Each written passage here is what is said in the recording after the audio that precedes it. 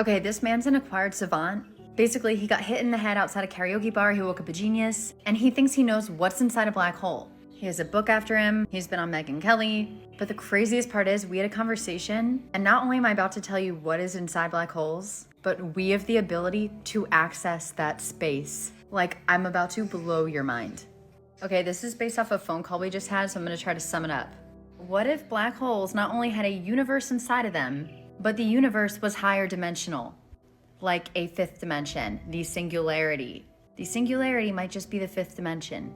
Basically, Jason says that our brains are mini black holes, and even smaller, microtubules in our brain are mini black holes, which control how we view reality and traverse reality. And even smaller, each grain of literal reality, like a qubit, you could say for now, that has the whole universe within it. It is holographic, and inside everything is the entire universe. Inside a person, your brain, and a grain of reality.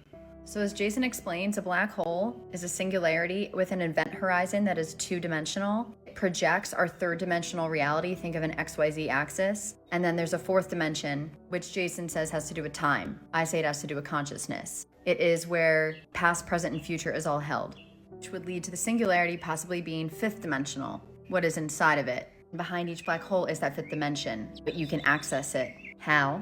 So if every point in space contains this inner world, this entire universe, a connection to the singularity, that means inside of all of us, inside of you, there is an entire universe waiting to be accessed, the singularity, the fifth dimension. So how do we access it? Jason calls it stream hopping. So basically, you could think of your consciousness as its own black hole and the way that it interacts with reality or space, what I call plasma. Just think of space as an energy or a living ether that's invisible. So to access these other realities, you have to understand what is called the XYZ axis to access these other realities. So Jason would call the x-axis information and space. I say that this is made up of plasma and it holds the third and fourth dimensions. Stay with me. It's actually not hard to understand once you get it.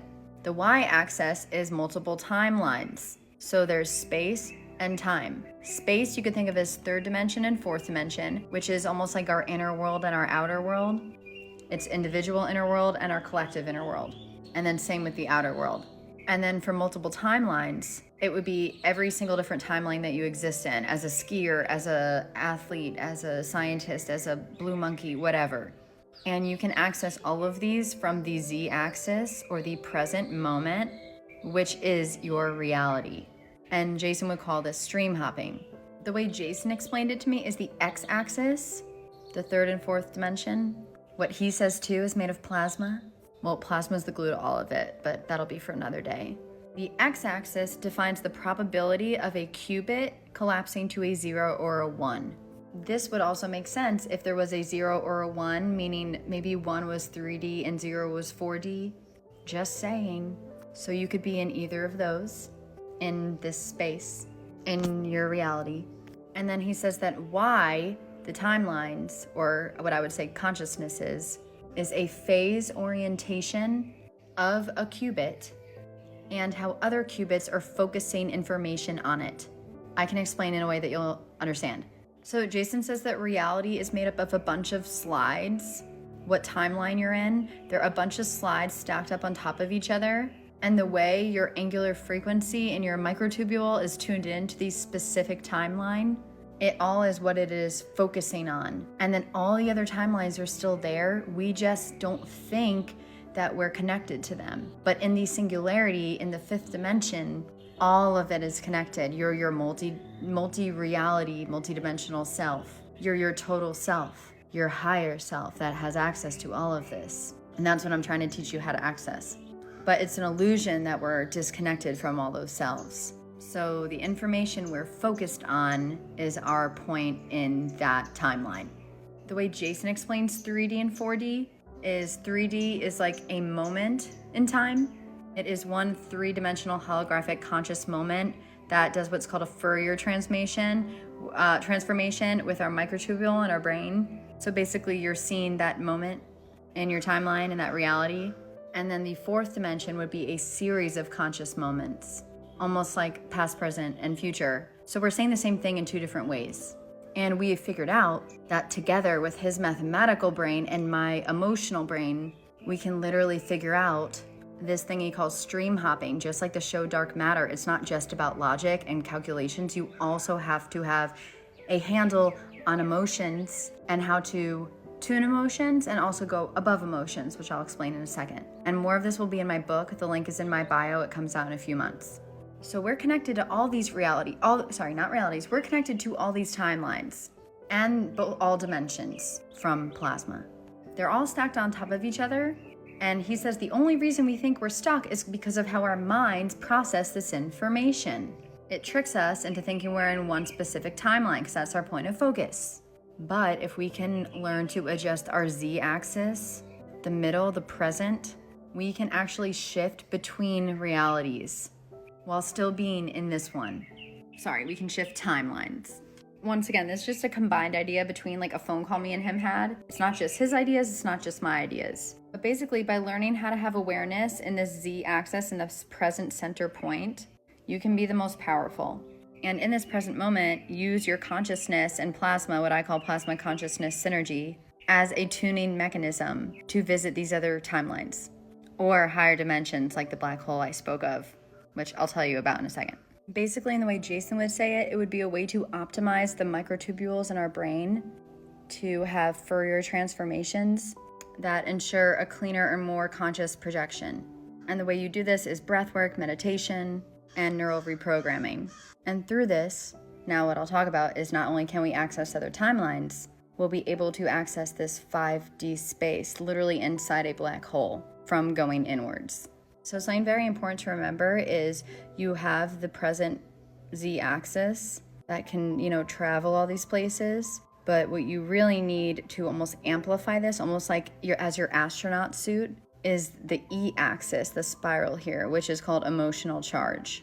So once again, Jason can come up with all the computational stuff to travel using our microtubules and angular frequency and tuning, and he will do that. I bet we'll see. We'll see as in it will happen. But he also knows, and we've spoke about this, it also has to do with emotions and feelings. These are a big part of reality and about tuning our consciousness. It's not just a logical process. So how can you learn to harness your emotions so when this technology becomes available? Technology is technology, but also just as body technology. You can do this without technology. Or there'll be certain frequencies that you tune into. There'll be so many things we'll see in the future. I bet you if you're a futurist, you're loving this. But how can we prepare our emotional selves for this? Because there's something we have to hack within ourselves. It's not just relying on all these outer inventions and ways of doing things. So if you have very negative emotions that literally might impact you being able to go to other timelines, and you definitely won't reach this 5D space, you have to rise above emotions and get into a feeling. You can actually choose emotions. Feelings are actually fifth dimensional and you receive them, like awe, curiosity, a flow state, unconditional love. And then there are emotions like choose joy, choose happiness, anger, jealousy. This will help us access timelines, a 5D state of mind, literally inside black holes, and just have personal mastery over our 3D reality and our life. Why black holes are so cool is because we're actually looking at the fifth dimension, at something we can access, and it's something we're a part of, and it's something that's also inside of us. It is literally a marker and a hint to our potential as humans. Every grain of sand is a black hole. Every grain of reality is a black hole. Microtubules are a black hole. Our brain is a black hole. A human is a black hole. We are projecting. We are feeding on that projection. We take it in and then we reproject. It is a constant feedback loop of reality happening at all levels. It is about relationships, not control. Anytime you have a psychic moment, that little voice, that intuition, that's the fifth dimension. That is your multi-reality dimensional self from the friggin' singularity. The more you listen to that and the more you learn how to tune into that, the more you become a multi-dimensional reality human being. And life just gets better now. This reality, life. You can actually stream hop and want a different reality for yourself and create that. And know that it's a real thing you can do. It's not just this abstract thing. The reason these intuitive hits feel outside of time is because they are. 5D is outside of time. Singularity is outside of time and space. Every time you go inward, you're accessing your own personal singularity and black hole. The next leap in humanity is about mastering this tuning process. It's not about believing it, it's here. Now, how do we be in a relationship with it, not master? Links in my bio for more in my new book.